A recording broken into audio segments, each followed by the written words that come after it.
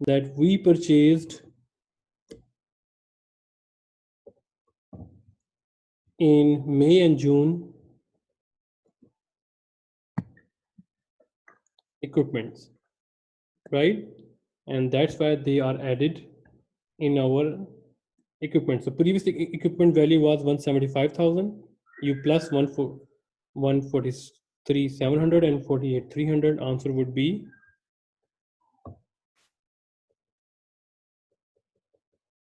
here we go. Answer would be here 367,000.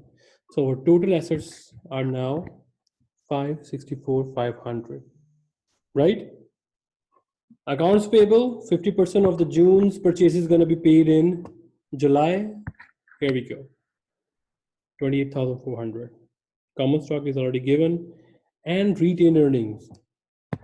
The trick of retained earnings here is that, so the previous month retained earning was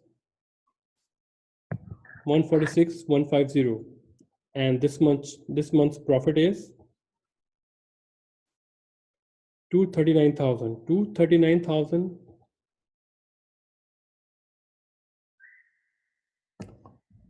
Here we go. Let me. I'm sorry. So retained earning. Our previous retained earning is. Let's just talk about that.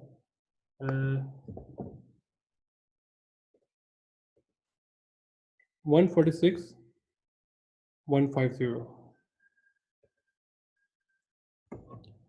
Opening.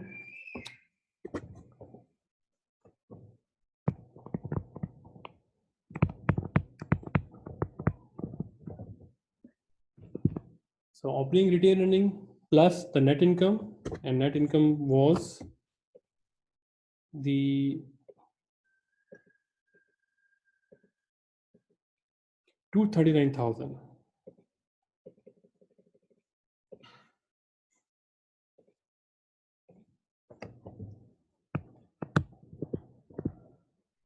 What is the answer here? 146, 150 plus 239.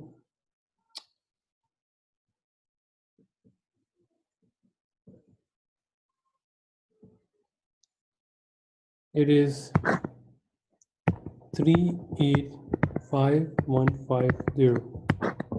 But still this doesn't match here. What is the difference? Leo, Ayana, Stella, Sunho, William. What is the difference? Why the retained earning is not, how the retained earning is calculated here?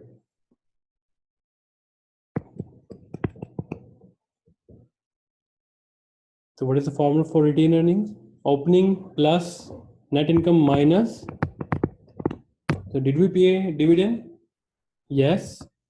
And where we can find out the figure? In cash budget. So in cash budget, the value of the dividend is, we paid 49,000 dividend, right? And now when you adjust the value of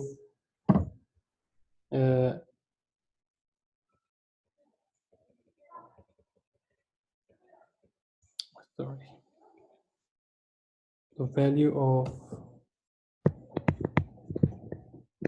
49,000, it would be, here we go, 336,150, which is equal to the retained earning on balance sheet, right? So a couple of things that you must remember while making the balance sheet. First of all, the order. An order is that you first write down the current assets and then the long-term assets. And remember any changes. If you purchase a new land, you must add it to the previous one.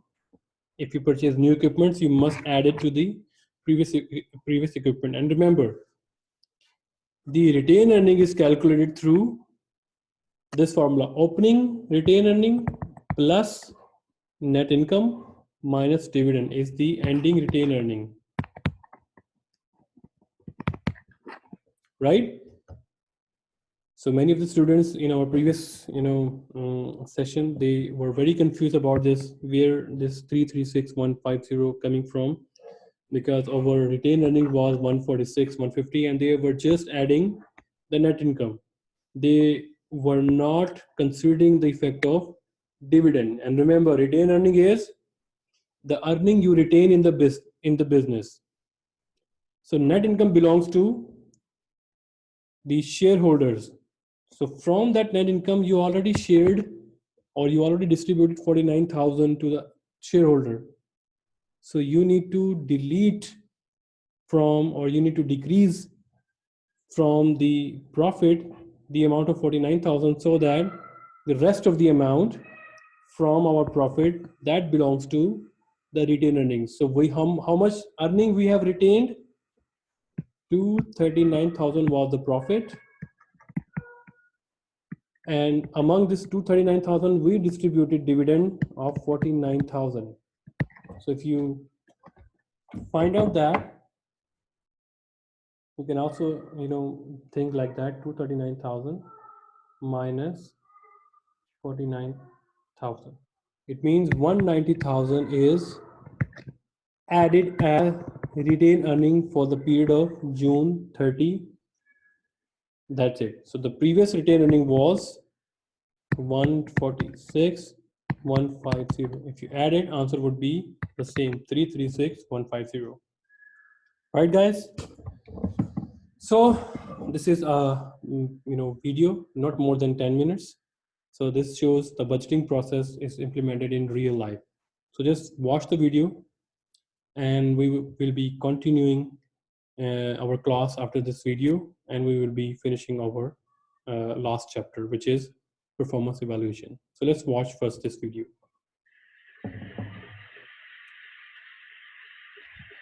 Corporate budgets have two primary purposes: planning and control. Budgets are used to plan for sales, purchasing, production, cash flow, and profits. Long-term capital budgets allow businesses to plan for major expenses, such as automated manufacturing equipment or new factories. Budgets are also used for controlling expenditures and evaluating performance. They provide management with a set of goals which the company is expected to meet. Actual revenues and expenses can be measured against budgeted figures to evaluate management performance. The two major reasons for budgeting are to plan what's going to happen. And in the planning process, a couple of things happen. You may decide you don't want to do some things because the plans don't look like they're very good.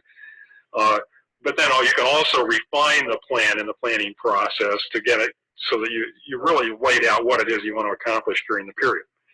And so it helps you to coordinate what you're going to be doing. It helps you to decide what you're going to be doing, what plans are worth doing, what plans are not worth doing, and so on. And that all forces you to think ahead. And that's part of it. It's the planning process. Now, the other major benefit of budgeting is in control. And that is, it's fine to plan, but you want people to be responsible for carrying out those plans. If people are not held responsible for carrying out the plans, they'll tend to be running off in many different directions and may not accomplish what you'd want to have accomplished. So it also has a control purpose in that we compare the actual results to what was planned at the beginning of the period.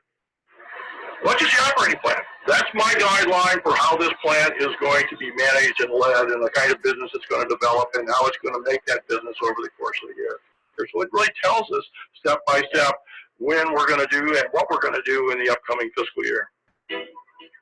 Operating budgets include a sales budget, a merchandise purchases budget or production budgets, and a selling and administrative expense budget. Financial budgets include a cash budget, the budgeted income statement, and the budgeted balance sheet. The other piece we look at again is our operating budget. We start that process in about February. We're given a set of annual volume numbers from corporate for each of the products that we produce here. We break that down by size, spread it out over the year by month. We'll turn that general guideline over to then our plant operating team and say, hey, here's what you should be looking at producing next year. What kind of crewing are you going to need to support that? How much overtime does that require? there's actually a strategic budget that is actually developed, and we have all of our companies do this on a periodic basis, about once every 3 to 5 years. And really what happens there is that we will go through and look at the markets in which they compete, the technology that they employ, the resources that they have, offer that strategic budget. That is the fundamental template that the annual business plans are actually developed from. Okay, let's go over the budget guidelines. Preparing and administering a corporate budget requires cooperation between all the various departments and all levels of management. A budget committee is often created to oversee this process, but some companies may form a different structure for the budgeting process. We don't have a budget committee per se. We have a group of people on a regional basis and on a product level basis that represents pretty much the whole planning community on a global basis, and we call it the Global Planning Council. And so we get together on a weekly or bi-weekly basis and talk about the budgeting process, the outlook process, which is kind of our quarterly forecasting process that we have in place, as well as any other concerns that might affect us from information systems, staffing, and things of that sort. Although annual budgets were once the standard, today's rapidly changing business environment means companies may budget for quarterly, monthly, or even shorter time periods. In some cases, budgeting is a continuous process throughout the year. Yeah, today budgets are a very dynamic thing. They're ever changing. I can remember 10, 15 years ago, you sat down in February, and we're on a fiscal year basis, which starts July 1, goes through June 30. So in February, we're sitting here making budgets for, it could be as long as 16 months into the future. I think people have gotten a lot wiser over time, recognizing that our business is much more dynamic than it was in years past, and now we reforecast several times during the year. So basically all we're doing is updating that budget and making that plan more closely fit what our business is going to do. Donghua Networks is a global network dedicated to building the most powerful communications network in the world. And joining us, you are instantly connected. Because we're constantly refocusing our businesses on high growth areas, so we're constantly in a state of investing of businesses that are in kind of slower growth or no growth areas, and acquiring companies that are in high growth areas. Just in '98, we did $9 to $10 billion of acquisitions and a number of smaller divestitures. So that added a level of complexity to the planning process, which you're constantly trying to change your budget to the current state of affairs. Every company has its own method for creating budgets, but there are two basic styles of budgeting. When budget figures are generated by upper management and imposed on employees, this is known as top-down budgeting. When departmental employees participate in the budgeting process, this is known as bottom-up budgeting. For motivational purposes, it's best if the budget really comes from the bottom up, that the people who are actually going to be doing the things, the day-to-day activities, are the ones that come up with the budgets and say, how much do we expect to spend on this? How much do we expect to spend on that? How are we going to actually accomplish things? Now, from the other standpoint, though, if it comes from the bottom up, it's going to tend to be uncoordinated and may not wind up going in the direction that top management would really like the company to go in a strategic sense. So from a standpoint of coordination and strategic focus, it's best if the budgets start at the top and filter its way down. Most companies appear to resolve this in favor of let's be consistent with the strategic focus, and the budget comes from the top down. When we put together budgets, I mean, we basically do